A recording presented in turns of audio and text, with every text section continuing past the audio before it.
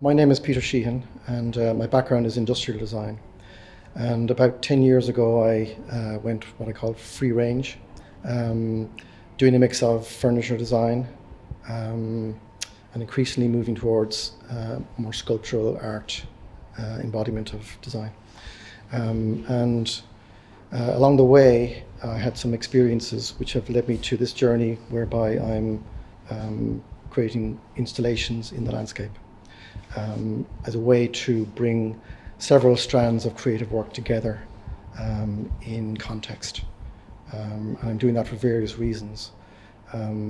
I felt as a designer that um, I'm creating things responding to a brief, and they go onto a shelf in a shop or onto an online shop, and they are presented to people out of context. And I believe that design can often be paper thin in terms of its meaning, because we design it based on a brief, responding to commercial pressure and all those things. But the actual story and meaning and values embedded within the object are lost.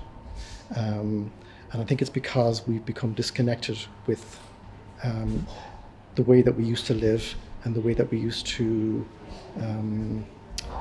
accumulate objects and use them.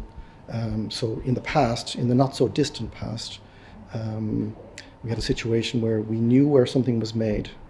We knew what it was made of. It was probably made from local materials. And we also took those objects and looked after them for a lifetime. We would repair them, and we would value them more as a result.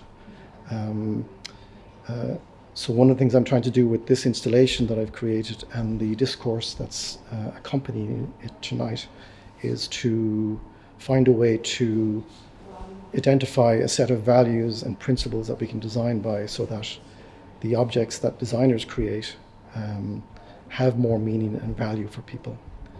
We present that to them so that they will tend to accumulate better things. They will look after them more. They will be more inclined maybe to repair and to reuse, and ultimately that the full cycle of a product is better than it currently is, because we are very quick these days to purchase an object, use it for as long as it lasts, and then throw it away. Even in this modern world where we're very aware of sustainability and recycling and all those things, it's just the tip of the iceberg. And there are too many designers still designing things which do get thrown away, and we're too inclined to do that. Yeah, so the journey I'm on has been all about placing objects in context in the landscape so that people can value them more, as I've said already. And I've presented that to the world, if you like, through the installation.